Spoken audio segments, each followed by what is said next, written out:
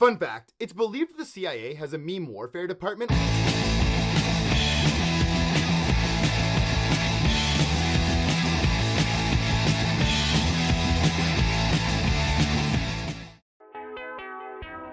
To start this video off, we need to establish the true definition of a meme. A meme is an idea, behavior, or style that spreads by means of imitation from person to person within a culture. It also acts as a medium for spreading ideas, symbols, ideologies, or practices. However, it seems like nowadays the overall meme cyberscape has taken a turn into socio-political waters. The era of troll-face comics and memes such as Bad Luck Brian and Grumpy Cat gradually turned into political statement pieces and humorful commentaries on society. And before my comments are filled with Aussie, memes are memes, you run a meme page, memes are funny, don't take them seriously, oh this guy. This video has less to do with the timeline of meme culture, but rather more so how they're being used to influence our mindsets. And one of the main things that I've noticed in my social media feed along with my friends are military edits and other pro-military propaganda. It seems like Instagram and TikTok's algorithms have been flooded with waves of pro-military propaganda with entry points all over. You can stumble onto them from religious content, masculinity, red pill content, and even video game content. Most of these videos follow similar formats, compare the present to the past, show the cool side of war, and put some high energy funk music behind it to get the blood flowing. I 100% believe that a good amount of these pages are run by American military members and defense agencies trying to save the declining recruitment rate. In 2022, the Pentagon had to reevaluate how it conducted information warfare after major social media companies like Facebook and Instagram suspended fake accounts suspected of being run by the US military. From personal experience as someone who was banned from TikTok, all of my anti-war posts were immediately striked or shadow banned, yet I would constantly see masculinity war edits with hundreds of thousands of likes on my For You page. 12 years ago, articles were written about a Californian corporation called Intrepid being awarded a contract with the United States Central Command to develop what is described as an online persona management service that would allow one US serviceman or woman to control up to 10 separate identities based all over the world. That was 12 years ago, and with the social media boom that followed, that concept has probably been perfected to the point where there's no way to track it.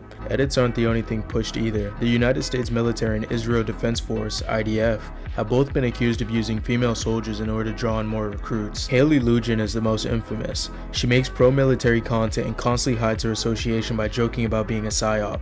Even on her LinkedIn, which I'll take at face value, it says she is part of the psychological operations unit. And memes and irony exist, joking about being a Fed, but there comes a point where you have to kind of look and be like, yeah, this is definitely pro-military content that's aimed at horny men that may not enlist, but they might normalize the military and see how glamorous it is along with the masculinity war edits. And if you think it's kind of a reach for the US military to encourage attractive women to make pro-military TikToks and videos, Twitch streamers were also vetted to help the US Army improve their image.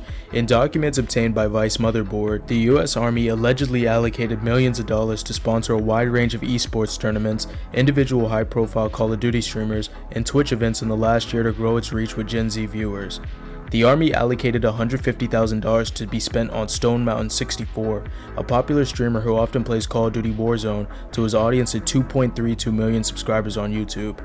The documents also mention high-profile streamer Swag, 2.6 million subscribers, and Alex Zedra, who funnily enough is also a very attractive model who happens to be a self-described all-American Second Amendment gunslinger. Now of course you're probably thinking, Ozzy, that's messed up, but enlistment is voluntary.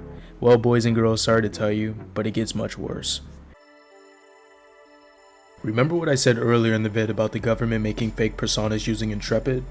The Stanford Internet Observatory in Graphica found an interconnected web of accounts on Twitter, Facebook, Instagram, and other social media platforms that promoted pro-Western narratives in the Middle East and Central Asia. These campaigns consistently advanced narratives promoting the interests of the United States and its allies while opposing countries including Russia, China, and Iran. These accounts heavily criticized Russia in particular for the deaths of innocent civilians and other atrocities its soldiers committed in pursuit of the Kremlin's imperial ambitions following its invasion of Ukraine in February this year.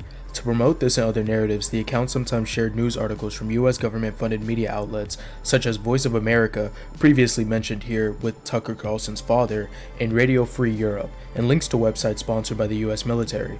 A portion of the activity also promoted anti-extremism messaging, but fake accounts pushing biased messaging and pro-US propaganda isn't the end of it. In 2017, WikiLeaks dumped a huge cache of CIA documents and files codenamed youre. In these files, there were a bunch of outdated memes and GIFs that people originally thought were just used so that federal agents could keep up with the lingo, but it was much more sinister than that. Dr. Robert Finkelstein worked on the Military Memetics program, the predecessor of social media and strategic communications. Finkelstein proposed creating an entity called the Meme Control Center as a framework for meme war. This entity will both analyze enemy memes for information and produce friendly memes for offensive purposes.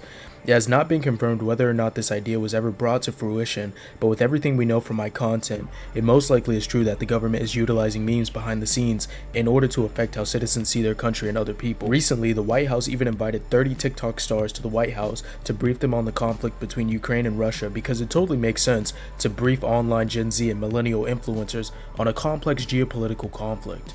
As previously mentioned on my Instagram, Harry Sasson is allegedly paid by the DNC through his talent agency Palette Media, and a liberal account under the name of Erica Marsh was exposed for being a bot account based out of Belgium.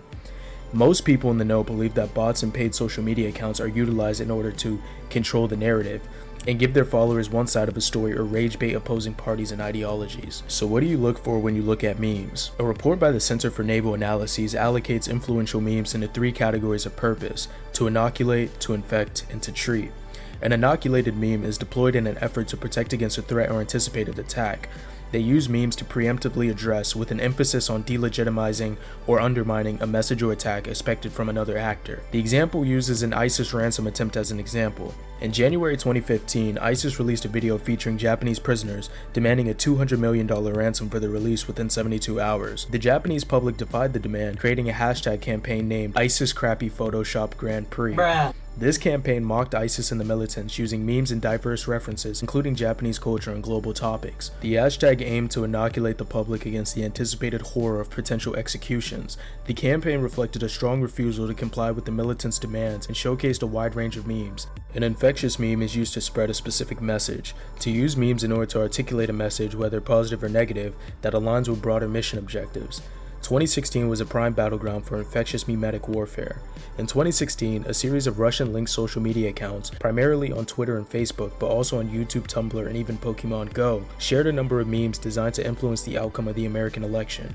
The Central Intelligence Agency asserted that they aspired to aid then-candidate Trump, but the Federal Bureau of Investigations asserted that there was no firm evidence to support this conclusion. On June 23, 2016, the day of the Brexit vote, over 150,000 Russian-language Twitter accounts posted tens of thousands of messages in English advocating for a leave vote in the referendum. Both of these instances are examples of memes and rhetoric being weaponized in order to infect citizens with certain narratives and ideologies. The last kind of meme is to treat an already circulating message, to respond memetically by mocking, disproving, or otherwise countering a message that has been spread by another actor.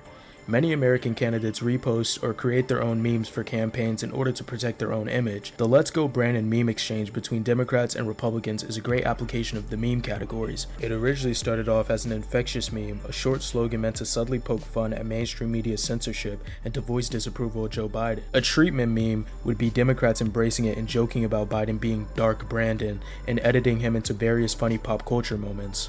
In conclusion, the landscape of memes, once a platform for creative expression and cultural exchange, has been significantly impacted by government and pro-establishment interference. What began as a medium for sharing ideas, humor, and perspectives have been co-opted by military agencies and political entities to further their agendas and manipulate public opinion. The emergence of military edits and propaganda on platforms like Instagram and TikTok highlight the efforts of defense agencies to recruit new members by romanticizing the idea of war, creating a snowball effect of other young men to post similar content. The use of fake accounts and influencers posing as genuine people to push specific narratives highlight how governments manipulate public perspectives. Memes, initially seen as entertainment, now wield the power to shape societal beliefs, raising concerns about the credibility of online discourse and our vulnerability to manipulation. Programs like the Military Memetics Initiative and potential meme control centers further validate these fears.